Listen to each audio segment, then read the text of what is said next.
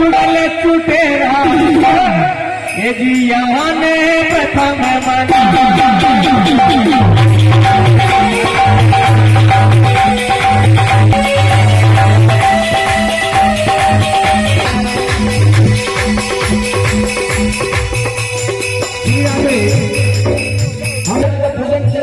और साथ ही हमारे श्री खंडा आचार्य सुनील जी नागर साहब का स्वागत किया जा रहा है।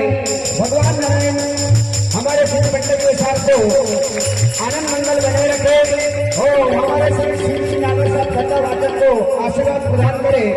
इस खुशी के बेले पर एक बार जोरदार ताली दीजिए भगवान की।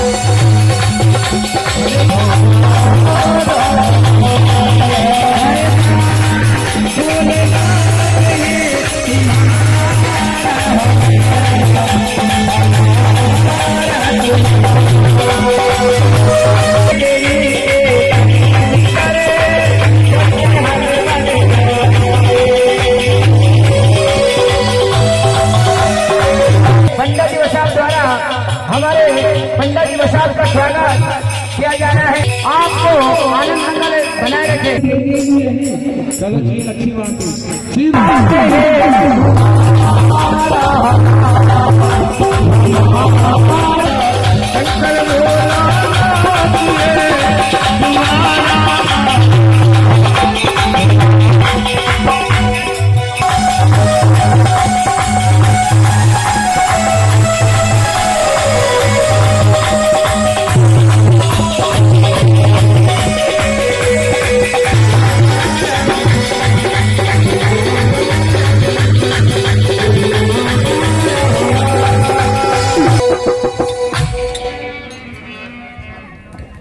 नारायण स्वामी घट घट के प्रभु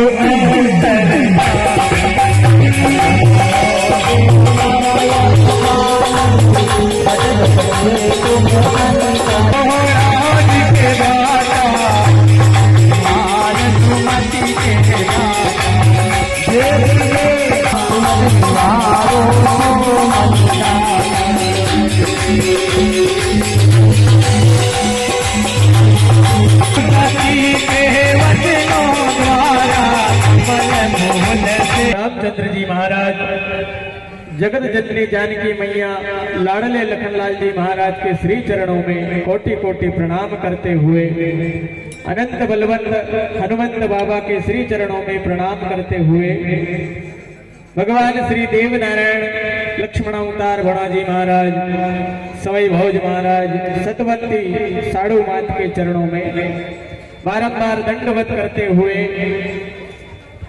आप सभी धर्म प्रेमी बंधुओं, माता एवं बहनों, आपके श्री चरणों में नमन करते हुए भगवान के इस पावन प्रसंग को आपकी सेवा में आगे बढ़ाया जा रहा है। जय हो। समस्त धर्म प्रेमी बंधुओं, माता एवं बहनें, सभी से निवेदन है कि शांति पूर्वक बैठकर भगवान की कथा का आनंद ले।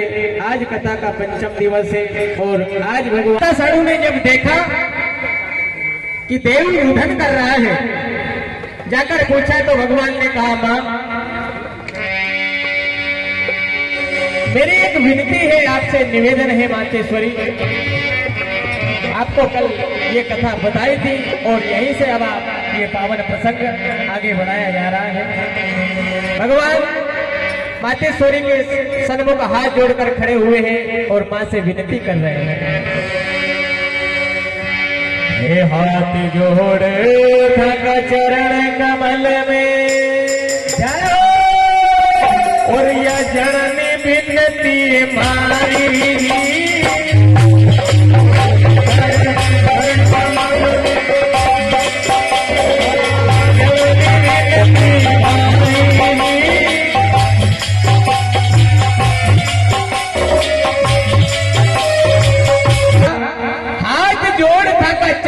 कमल में या जननी विनती हरी साची बात बताओ माता मत करो अंकारी। मातेश्वरी ने कहा उधर ये कैसी भेंटी भेंटी बातें कर रहा है, अटेली तो जन्म बापरी भाव में थारी और कहां चला। जय हो। भगवान ने कहा नहीं मां, ये तो बाबा साहब का गांव है, आपका पियर है और अठे मारो मन नहीं लगे। अब मुझे जन्म बापरी भौमरो पतो बताओ मां। जय हो। माता श्री ने भगवान को टालम टोल किया, लेकिन भगवान जिद पकड़कर बैठ गए। कहने लगे मां, जब तक आप मेरे जन्म बापरी भौमरो पतो नहीं बताओ तब तक मैं अन्न भोजन नहीं पाऊंगा। जय हो। मातेश्वरी के बार बार समझाने पर भी जब भगवान नहीं माने तो कहने लगी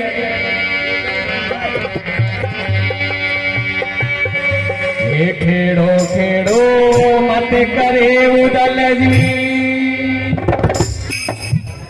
और यो खेड़ो खटका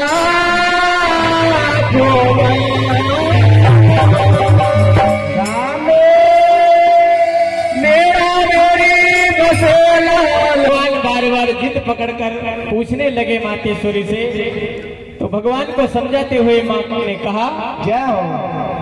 खेड़ो खेड़ो मत करे उदल जी यो खेड़ो खटका को नेड़ा मेरी बसे मत ले गोट को नामे बटे बसे परिहार साकड़ा ले लेगा थारो जाने।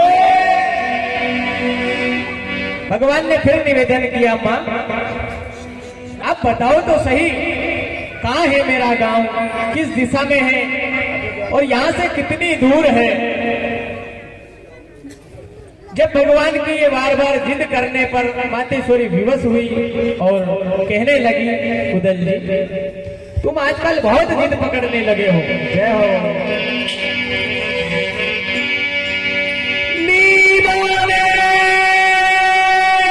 तो उदल जी जय हो। सुनिए ध्यान लगा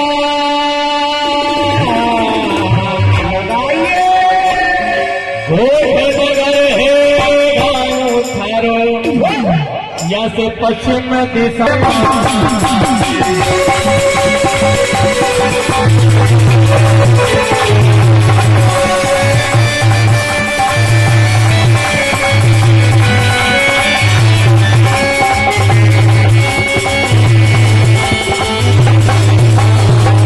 भगवान है की जय। इस प्रकार मातेश्वरी ने कहा सुन बेटा ध्यान, गौठ नगर है गांव थारो यहाँ से पश्चिम दिशा के माइये।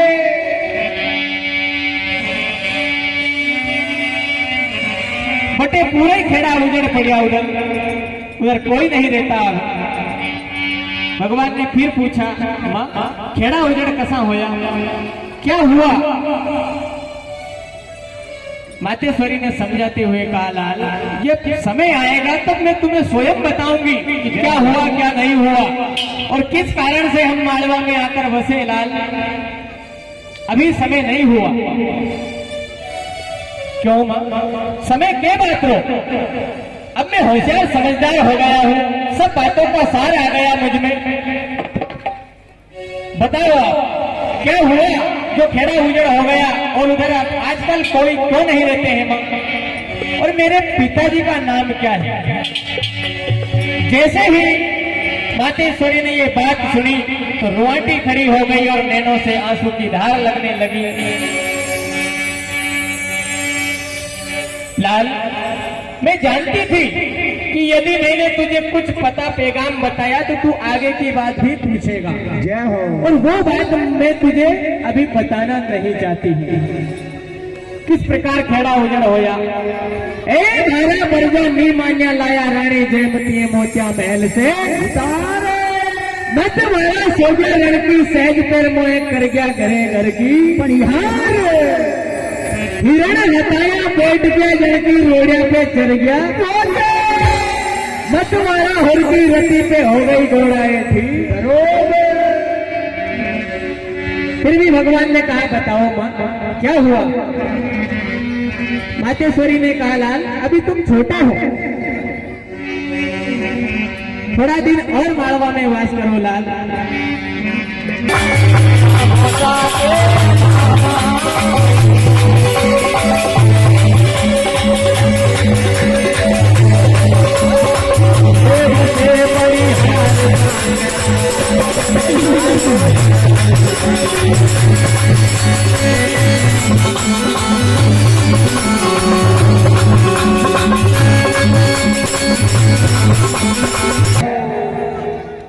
उदल जी थोड़ा बड़ा हो जा, अभी है बेटा तू नादान, तो 4 बरस और बिता दो अठे माड़वा में मामो साहब के कहा।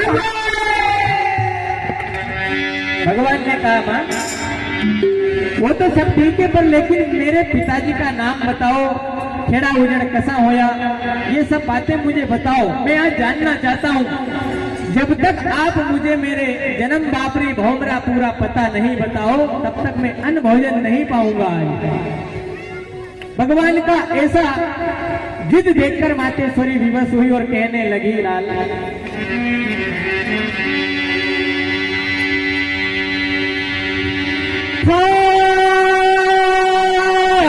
पिताजी सवई भोरी जय हो, हे लाखों करोड़ में का दाता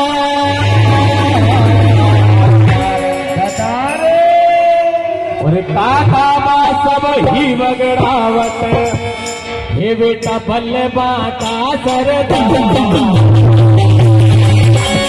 थारा पिताजी सवई भोज लाखों करोड़ों का दाता और काका बा सब ही बगड़ावत, बेटा बल बाटा सरदार। ए लाल तेरे पिताजी सवई भोज जो लाखों करोड़ों का दाता, जब तेरे पिता इस धरती पर थे तब 1 लाख असरपिया नित्य गरीबों में वितरण करते थे। सदा अमृत घर में बिठाया, भूखे को भोजन, प्यासे को पानी और बहुत कई प्रकार का ठाट बाट गोट में था लाल। जय हो। और तुम्हारे पढ़ के एक सूरवीर सरदार थे। जय हो। राणा जी राणनगर वाला ने रण में उन्हें मार दिया। जय हो। बहुत युद्ध हुआ भारी, इसी कारण से मैं मालवा में आई हूँ लाल। जय हो।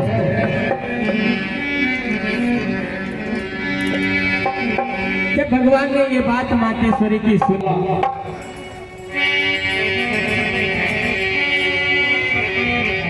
भगवान ने पूछा मां अठे मारो मन नहीं लगे, अपन तो जन्म बापरी भोमरे चाला। जय हो। मातेश्वरी ने कहा उदल जी अभी तुम छोटे हो, थोड़े और बड़े हो जाओ, जब होशियार समझदार हो जाओगे तो तब मेरे मन में कोई शंका नहीं रहेगी लाल। निकट बेरी बसे अपने आपका जान ले लेगा लाल। अपना महल के ऊपर से दिखे गढ़ पिलोदारी पीपलीर मारी छाती को चाले बटे बसे पिलोदा का कुमार ले लेगा थारो जान। इस प्रकार मातेश्वरी भगवान को समझा रही है। जय हो। लेकिन भगवान ने कहा मां अब मैं छोटा नहीं रहा, बड़ा हो गया हूं। छोटो छोटो मत कहे और यो छोटो जगत को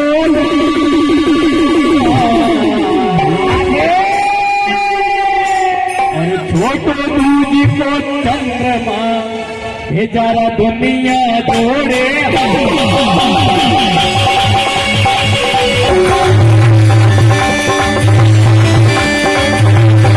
पर एक तो वो कहीं नाचो वो शूटिंग पड़े भजना। एकदम जोश आया और उठकर खड़े हुए मातेश्वरी से कहने लगे मां छोटो छोटो मत करियो छोटो जगत को लाते और छोटो दूध को चंद्रमा जारा दुनिया जोड़े हाथ। अब मुझमें सब बातों का सार आ गया। हे कर दूं राणा की रूपा सती राणा ने रेत में मिला दूं खपा दूं सब राण का परिहार। जैसे ही ये बात मातेश्वरी ने सुनी तो कहने लगी लाल वो दिन भी आएगा जो तुम कह रहे हो, वो एक दिन सच होगा, पर लेकिन उसमें अभी समय है। भगवान ने कहा समय के बात रो मां, आप मन में बहुत चिंता करती हो। मातेश्वरी ने बार बार मना किया भगवान से, तो भगवान ने भी सोचा कि बार बार माँ का दिल दुखाना अच्छी बात नहीं है, अभी इनको मेरे प्रति विश्वास नहीं है, इसलिए ठीक है जो इनकी इच्छा है वो इसी। भगवान हंसते मुस्कुराते हुए बाल सखाओं के साथ वापस खेलने चले गए। अब इधर भाट जी जब भगवान से विमुख हुआ और मातेश्वरी ने कहा कि भाट जी आप मुझे मालवा तक छोड़ाओ, उस समय इन्होंने मातेश्वरी का साथ नहीं देकर नागौर जाना जरूरी समझा। जैसे ही भगवान से विमुख हुए और जो ठाट बाट था बावला सा होकर फिरते रहते हैं, दिन भर रेत बरसाते हैं, रेत में असरपियां ढूंढते हैं कि यहाँ सवई भोज ने असरपियां लुटाई थी, हो सके यदि एक आध असरपी मिल जाए तो मेरे गरीबी के दिन कट जाए। पर जाता प्रभु दारुण दुख देही वाकी मति पेले भलाई। इसीलिए भगवान ने उसे लाइन पर लाना था तो इसलिए पहले ही विमुख कर दिया, और आज अनशन से मोहताज होकर भाट जी दर दर की ठोकर गा रहा है। जय हो। और भगवान को पुकार रहा है भाट जी। भगवान ने सोचा कि भाट जी को इसका कर्म का जो दंड था वो भली प्रकार मिल चुका है और अब इसको अपनी शरण में ले लेना चाहिए। भगवान ने काला गोरा को हुक्म दिया, जाओ भाट जी को जाकर कहना कि अब भी समय है, यदि वो हमारी शरण में आ जाए तो उसकी सदगति हो सकती है। जय हो। भगवान का आदेश पाकर काला गोरा तुरंत सेवा में जा हाजिर हो गया और भाट जी को कहा कि अब भी समय है भाट जी, भगवान के शरण में चले जाओ।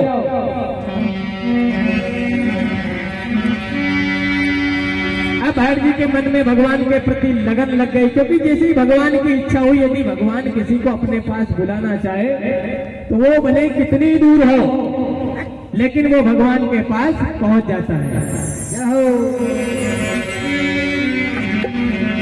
भाट जी अपने गुलरा घोड़ा पर असवार हुआ, हाथ में ऋणी खिंजरा बजाता हुआ मेवाड़ से मालवा की ओर आ रहा है। भाट जी बहुत अच्छा राग रसीला गाता था।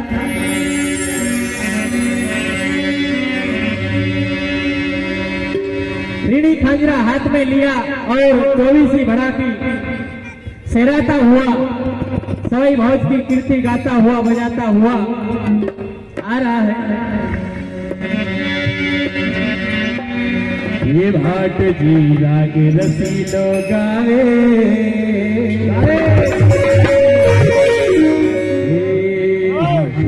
राग रसीलो गावे जी, यो बगड़ा वतारो भाट जी।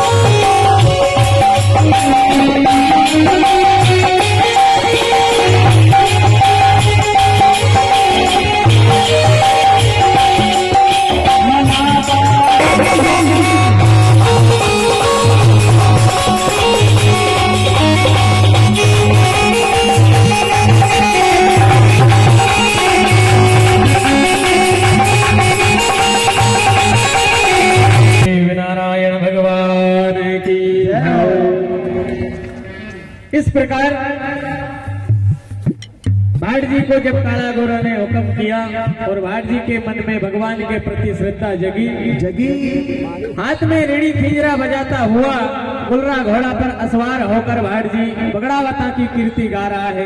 बहुत सुंदर राग रागणी का इसे ज्ञान था, बहुत अच्छा मधुर स्वर में गाता था भाट जी। सवई भौज की कीर्ति को गाते गाते भाट जी चला जा रहा है और तामासर बावड़ी,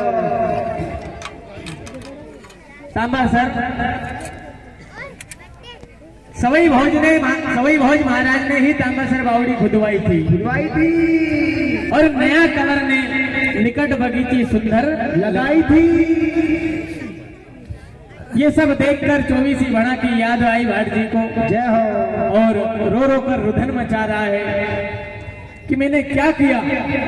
अपनी करनी पर पछता रहा है भाट जी कि मैं भगवान से विमुख होकर अन्न तन से मोहताज हो गया। जहां जहां भी सूरमाओं ने असरपियां लुटाई वहां ढूंढता फिर रहा है, हो सके इन बालू रेत में यदि एकाध असरपी मिल जाए। इस प्रकार से भाट जी ताबासर से चला जा रहा है भगवान को मनाने के लिए। चलते चलते भाट जी उज्जैन नगर में आया, शिप्रा नदी पार करी।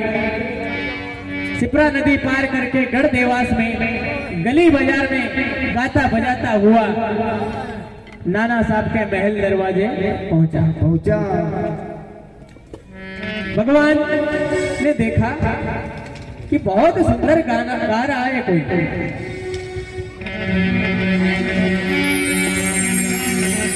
चौबीसी भड़ाओं का नाम ले लेकर 24 भाइयों की कीर्ति गा रहा है भाट जी। तो भगवान ने कुछ याद आया, भाट जी से पूछने लगे, बाबा ये कसा गाँव ने वसो, ये वसो परदेसी बाबा जी।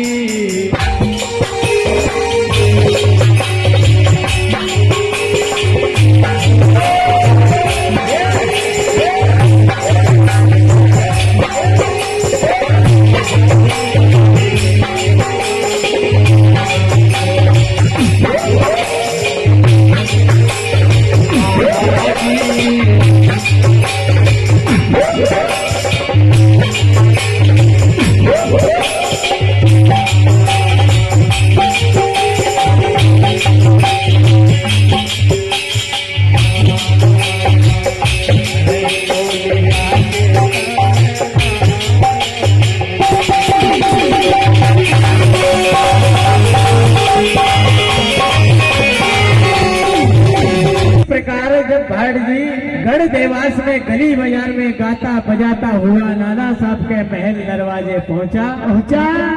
बहुत मीठी स्वर में बगड़ावतों की कीर्ति गा रहा है, नाम ले लेकर सवई भौज महाराज, महारावत, तेज रावत, 24 भाइयों के नाम लेकर जब ये कीर्ति गाने लगे, जैसे ही भगवान ने सुना तो भगवान महल से बाहर आए और भाट जी से पूछने लगे, बाबा कठे विराजो छे, कहां से आए हो और कहां जा रहे हो, किस घर मेहमान आए हो बाबा। भगवान भाट जी से पूछ रहे थे और भाट जी कुछ बता पाता इससे पहले ही मातेश्वरी ने महल के ऊपर से देखा कि ये भाट आयो हमारा वंश को, देव नारायण को भेला फुसला कर ये गढ़ घोट में ले जाएगा और बठे बेरी बसे है या को जान ले लेगा, ये मरवाना चाहता है। अरे मुसीबत में मेरा साथ छोड़कर गया था और आज फिर आ गया बेरी। मातेश्वरी ने जैसे ही देखा महल से बाहर आई और भगवान से कहने लगी, उदल जी अरे ये तो कोई पागल बाबा है, गांजे भांग के नशे में गली बाजार में गाता बजाता फिर रहा है, तू भी क्या इसकी बातों में आ गया उदल। महल में तुम्हें तुम्हारे नाना साहब बुला रहे हैं, जाओ बेटा। भगवान ने कहा जो आज्ञा मातेश्वरी। भगवान को वहां से अंदर भेज दिया और मातेश्वरी ने भाट जी से कहा, भाट जी जय हो। जब मुझमें मुसीबत आई उस समय आप नागौर जाना ज्यादा जरूरी समझा आपने। मैंने कहा था भाट जी कि आप मुझे चलकर मेरे पियर ने छोड़ा, पर आपने मुझसे धोखा किया। और आज फिर जब मेरी गोदी का लाल बड़ा हो गया तो आज तुम इसे मरवाना चाहते हो, इसलिए इसे भेला फुसलाकर मालवा से घोट ले जाना चाहते हो। भाट जी ने हाथ जोड़कर निवेदन किया, मातेश्वरी मुझसे बहुत बड़ी गलती हुई, अपराधी हूं आपका, क्षमा करो। मैंने आपको बहुत भला बुरा कहा मां, आप दयालु हो, क्षमाशील हो। हाथ जोड़कर प्रार्थना कर रहा है भाट जी और कहने लगा। मातेश्वरी ने गोट नगर का हाल चाल पूछा, भाट जी कहो गोट में क्या है, सब सकुशल समाचार कहो।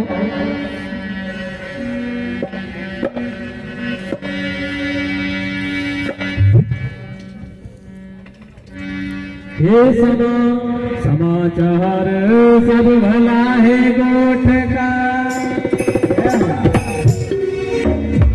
और अब खेड़ क्यों हंसड़े चालो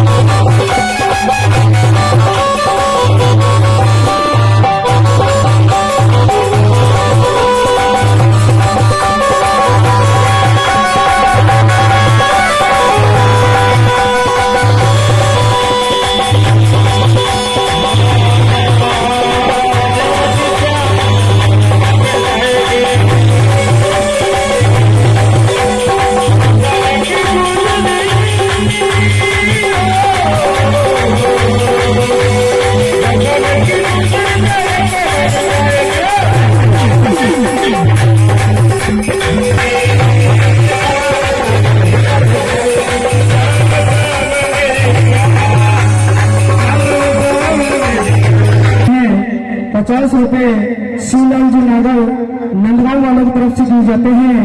₹50 दिव्यांग जी नागर नंदगांव वालों की तरफ से देते हैं।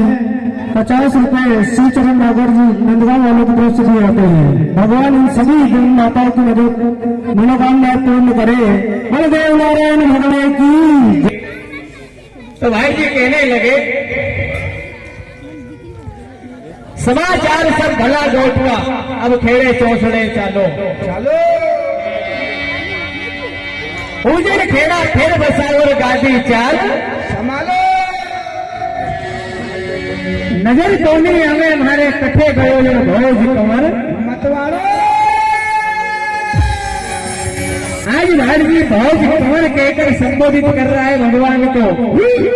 एक दिन वो प्रतीक इन्हीं भगवान को पकड़ेला पराया पुत्र बताया था और कहा था साड़ू माता से, साड़ू तुम सती नहीं हो, तुमने सवाई भोज की उज्जवल कीर्ति को कलंकित किया और आज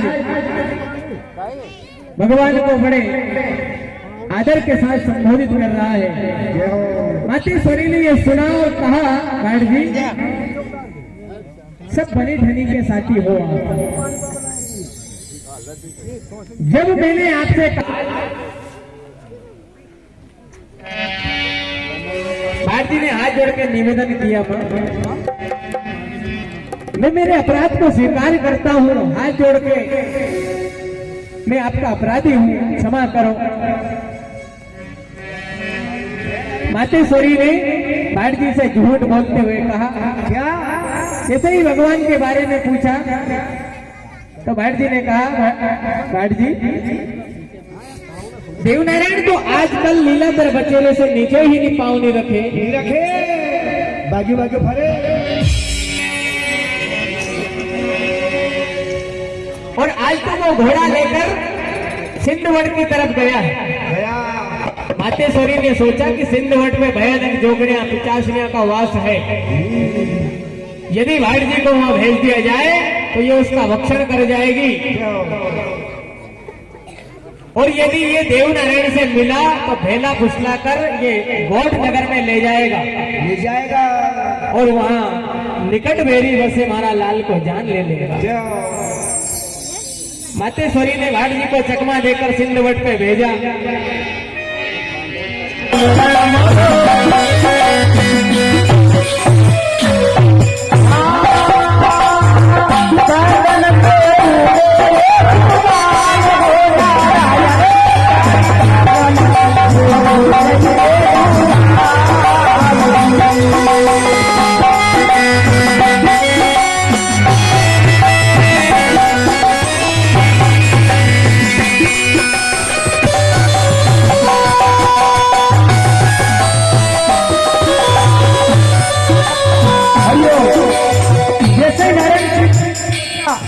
तो जो नारायण के पेट के माता नौकी भाई के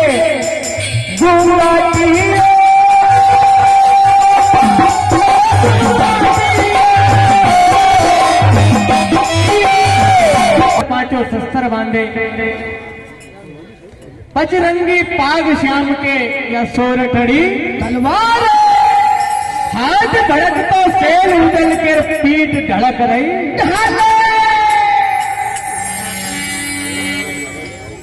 एक हाथ में भड़कता सैल है और सोरठड़ी तलवार बांध रखी, पीठ पे चक्रे वाली ढाल है, पांचों शस्त्र अंग पे धारण किए भगवान ने नाना साहब के महल से सिंधवट की ओर जा रहे हैं। दोनों हाथ बुझाया घोड़ा ने और ओढ़ी गगन में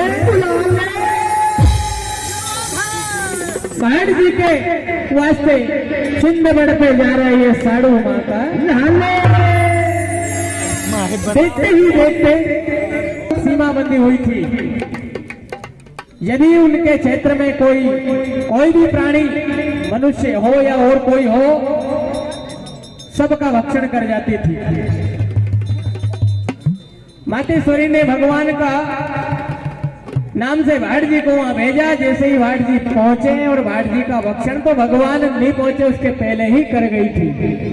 जाकर देखा भगवान ने तो भगवान की सांवली सूरत को देखकर जोगनिया पलक नहीं झपका रही है, क्योंकि आज तक जीवन में इतनी सुंदर सूरत कभी देखी ही नहीं। भगवान के रूप को देखकर बारंबार मन ही मन प्रसन्न हो रही और आपस में विचार कर रही कि बहुत सुंदर बालक है। आज अपन ने हर मनुष्य का मांस खाया है, जो भी हमारे पास आया आज तक किसी को जीवित नहीं छोड़ा, लेकिन आज इसके प्रति मन में दया आ रही है। भगवान को देखकर योगियों के मन में मोहित हो गया मन, बार बार सांवली सूरत को देखकर ऐसा विचार कर रही है कि हर मनुष्य का मांस खाया, यदि आज इसका नहीं खाया जाए तो बहुत अच्छा है। भगवान से कह रही योगिनिया, तुम क्यों आए हो? ये हमारा क्षेत्र है, अठे कोई मानव नहीं आ सकता हमारे क्षेत्र में, यदि आया तो वापस जीवित नहीं जा सकता है। लेकिन हम तुम्हारी इतनी सुंदर सूरत को देखकर हम तुम पे दया कर रहे हैं, इसलिए तुम यहाँ से जान बचाकर चले जाओ। जय हो। जब तक हमारा हृदय परिवर्तन हो, और यदि हमें वापस हृदय परिवर्तन हो गया तो हम तुम्हारा भक्षण कर जाएंगे। जय हो। भगवान ने कहा, कहीं उठ गई नहीं? हाँ मुझे याद नहीं ऐसा बोल दो मैं ठीक है। जोगने और इधर कोई मनुष्य मानवी आया? जोगनियों ने कहा हाँ आया था। कहाँ है वो? अब तक तो हम उसका कभी का भक्षण कर चुकी हैं। भगवान ने कहा उसे वापस करो। जय हो। भगवान की ये बात सुनकर जोगनी हंसने लगी और कहने लगी, मूर्ख हो, अरे जो एक बार जिसका भक्षण हो गया वो वापस हो सकता है क्या? जय हो। हम उसका भक्षण करके वो मर गया। मरे हुए को जिंदा करना मुझे अच्छी तरह आता है, लेकिन तुम तो उसका बाहर निकालो अपने उधर से, जिसने जो भी खाया हो। ये बात सुनकर जोगनी हंसने लगी और क्रोध स्वर से कहने लगी, भाग जाओ यहां से।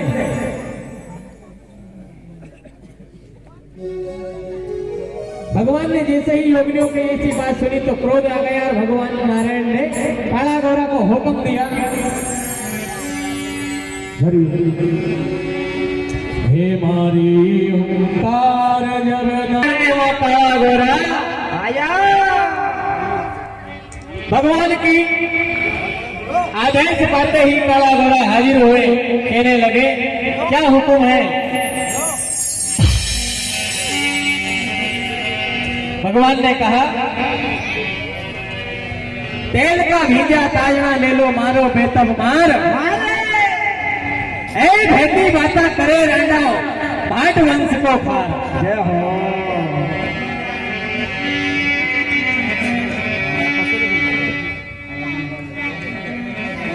भगवान का आदेश करते ही काला गोरा भैरू ने तेल का भीजा ताजना ले लिया और लाग्या मारवा बेतब मार। हे काला गोरा भैरू देव संग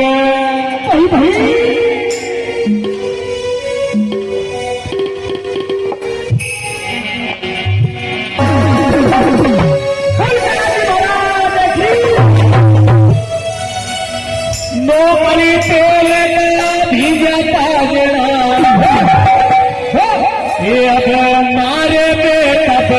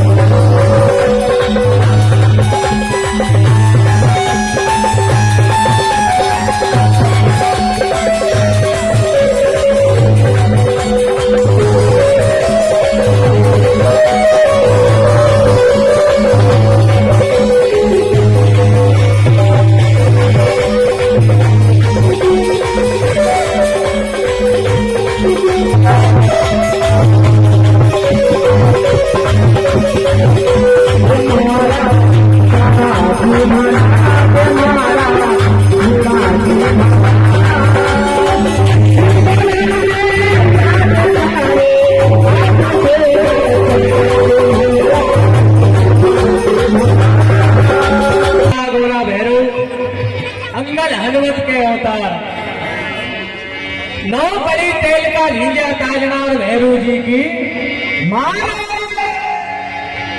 जब जोगड़ियों को पे ताजना की मार पड़वा लगी, हाँ सिंध बड़ पे मजगी हाहाकार। जैसे ही भैरव महाराज काला गोरा का ताजना पड़वा लग गया योगड़ियों के ऊपर, हाँ सारी योगियां एकत्रित होकर भगवान श्याम सुंदर के चरण पड़ गई, हाथ जोड़कर विनती करने लगी।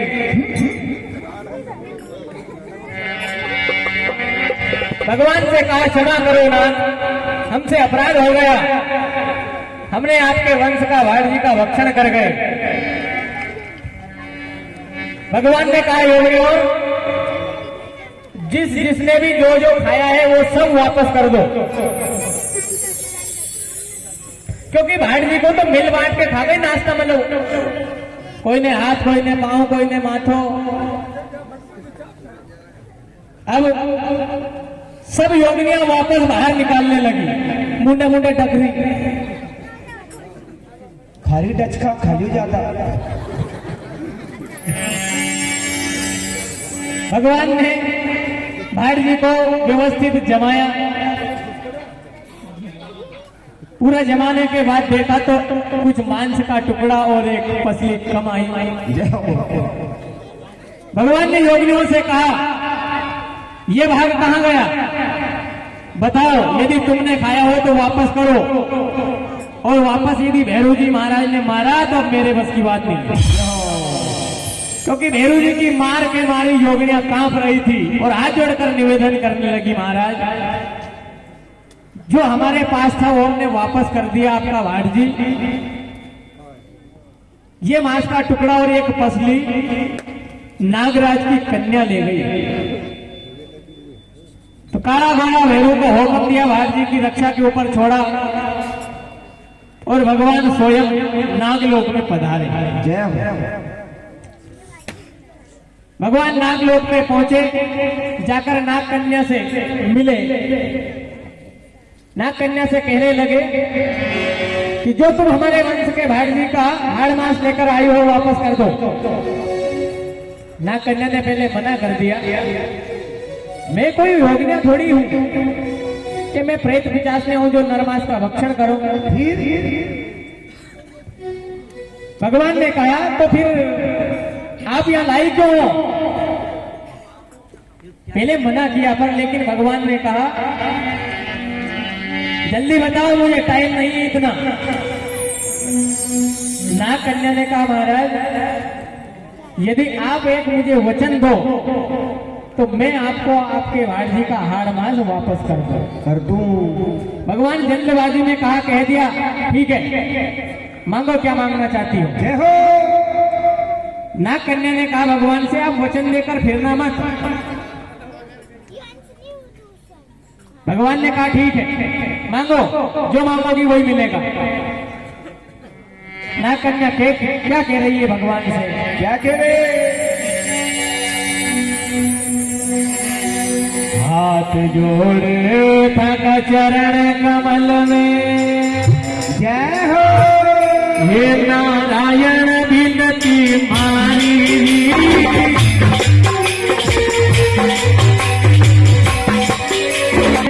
भगवान से कहा हाथ जोड़ था चरण कमल में नारायण विनती मारी, चरण कमल की दासी बना लो, या है विनती हमारी। मारे संग में प्यार करो रे गढ़ गोठा का गिरधारी। हे नानी और बेरुजिया क्यों बचकरी जो। कन्या ने भगवान से कहा तो भगवान एकदम से अचंभित हो गए, ये क्या मांग लिया तुमने? नाग कन्या ने कहा तो आपके श्रीमुख से मना कर दो महाराज कि मैं वचन नहीं दे सकता। भगवान ने कहा एक बार वचन दे दिया उसको वापस तो मैं नहीं ले सकता हूं, वचनों की तो कीमत है। क्या हो तो फिर हमारे संग में ब्याह करो। भगवान ने कहा कि यदि और कोई काम होता तो मैं तत्काल कर लेता, जय हो। पर लेकिन ब्याह शादी का काम है, मैं अपनी माता श्री से कहूंगा, पूछूंगा, मामा साहब नाना साहब सबको बताऊं, इसके बाद विवाह होगा। तो नाग कन्या ने हाड़ मार देने से मना किया कि ठीक है, आप मुझे वचन नहीं दो तो मैं आपको ये नहीं दे सकती। भगवान ने कहा कि ठीक है, मैं आपको वचन देता हूं। नाग कन्या ने भाड़ जी का हाड़ मास वापस किया और भगवान सिंधवट पे वापस आए। जहां हाड़ मास की कमी थी भाड़ जी के वहां लगाया और एक पसली कम पड़ गई तो भगवान ने केल के वृक्ष से तोड़ के उसकी हड्डी बनाई। जय हो। और भाड़ जी को पूरा जीवन दान दिया। जय हो। जैसे ही भाड़ जी जीवित हुआ, भगवान श्याम सुंदर की सूरत को देखकर प्रसन्न हो गया और बारंबार सेराने लगा, धन्य भरी धन देवरो धन्य पुजारी, पार ब्रह्म ने सेवतर मारी खोलिया पलट दी। भगवान की जय जयकार करने लगा, बहुत बगड़ावता की कीर्ति बखान करने लगा। अब सिंधवट से भगवान ने काला गोरा को हुक्म दिया, वो तो अपने स्थान पे पहुंचे। इधर भाड़ जी गुलरा घोड़ा पे असवार हुए, भगवान श्याम सुंदर नर लीला पे असवार होकर पुनः देवास नगर में आए। देवास नगर में नाना बाप के महल दरवाजे पहुंचे, मातेश्वरी से मिले। तो ये देखकर जो भी वहां करिश्मा भगवान श्याम सुंदर ने बताया, वो भाड़ जी ने सबको सुनाया। सब देखकर भगवान की माया को बहुत प्रसन्न हुए। अब जो भगवान वचन देकर आए थे नाग कन्या के यहाँ, तो नागराज ने भी भगवान को देखा था वहां, तो उनकी सुंदर सूरत को देखकर, उनकी सूरवीरता को देखकर वो भी प्रसन्न हुए उनपे और अपने दामाद के रूप में स्वीकार किया भगवान को। जय हो। अब नागलोक से भगवान का टीका नारियल आया, मामा साहब के माड़वा में आ गया। जय हो। पहले ब्राह्मणों के द्वारा टीका नारियल भेजा जाता था। ब्राह्मण देवता मालवा में भगवान श्याम सुंदर का टीका नारियल रखे नानाबा के महल दरवाजे पहुंचे। जय हो। जैसे ही टीका नारियल लेके महल में आए, नाना साहब मामा साहब को सबको खबर हुई कि भाणेज लाल का विवाह करने का सुअवसर भी हमें मालवा में प्राप्त हुआ। अहो भाग्य हमारे, धन्य भाग है जो बचपन से आया था और आज जवान अवस्था को प्राप्त होने जा रहा है, और आज इसका विवाह भी हमारे हाथों से हो जाए तो बड़े सौभाग्य की बात है। पूरे नगर में, पूरे गढ़ देवास में ढिंडोरा पिटवा दिया भाणेज लाल की शादी का। सब लोग प्रसन्न हुए, टीका नारियल मिलने की तैयारी हुई। सभी कामड़ियों को एकत्रित करके मंगल गीत गाने लगी, भगवान का टीका नारियल झेलने लगा।